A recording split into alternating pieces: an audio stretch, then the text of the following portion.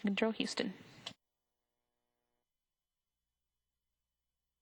Starting with EVA1, Mike and Bobby are going to be going outside, and the first task is going to be installing a SASA antenna, which is an S-band antenna, and Bobby is going to be retrieving a foot restraint from the truss, and he's going to be installing that onto the station arm, and he's going to be egressing that, and that's going to take him out to the payload bay.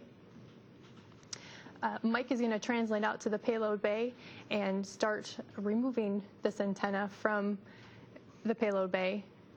So he is going to be meeting Mike over there. I'm sorry, Bobby will be meeting Mike over there.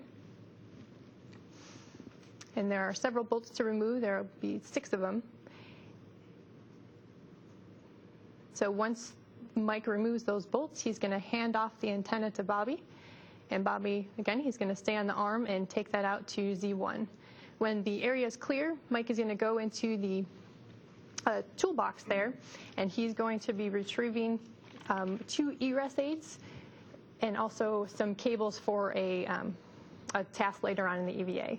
So with these egress aids, they go into the foot restraints, and they basically help with egressing and egressing the foot from the foot restraints. You can see one of them lighting up there. Once Mike is complete with that, he is going to meet Bobby out at Z1, where they're going to be installing this antenna. And this is a picture from the neutral buoyancy laboratory, the big pool. Both crew members are helping in that installation. You see Mike there, he's drilling the bolts for it. So Bobby's going to stay on the arm and go off to his next task, which I'll get to in a moment. Mike is going to stay in the area. He's going to be going to Z1, where he is going to be taking those cables that he retrieved from the toolbox in the payload bay. And these cables are for an antenna that's going to be launched on a future flight. And it's 2 assemblies. It's 2 cables. One of the cables has a bracket on there, and he's going to be wire tying it to some handrails. The second cable, it's a longer cable. He's going to be plugging that into the station and taking some wire ties and routing them along the handrails. So wire ties, they're pretty similar to coat hangers that you can secure things off on a structure. Once Mike's done with that, he heads on over to node 1, where he is going to be removing a handrail on the station and in its place installing an ammonia bracket. That bracket is very similar to a typical station handrail, except it does have separate brackets on there that when node 3 does get installed, which is planned for the next shuttle mission, some ammonia lines can run through that bracket, and you can see that installed there.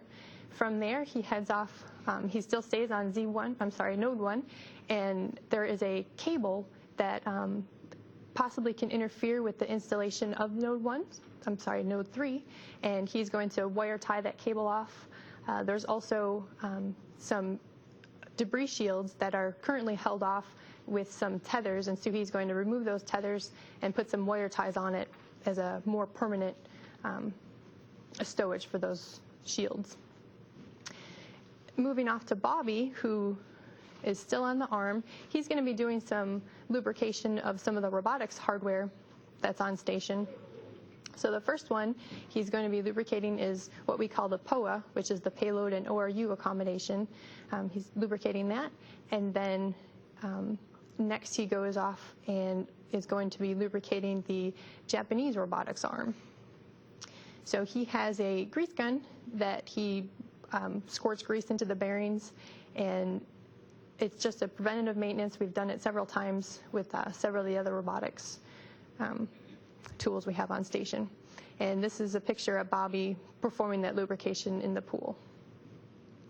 So that concludes what Bobby does for EVA1.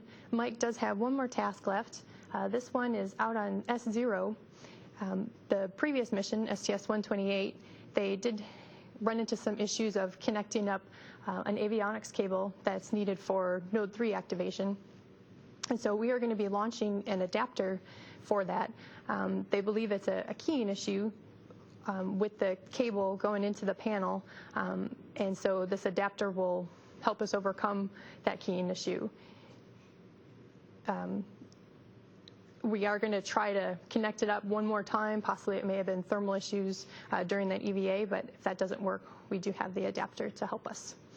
And that concludes the activities that we have planned for EVA1.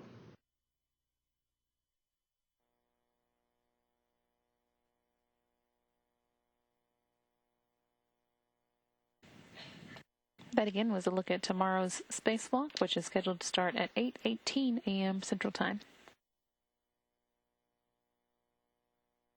If you are intending to watch, however, keep in mind that the spacewalkers often get out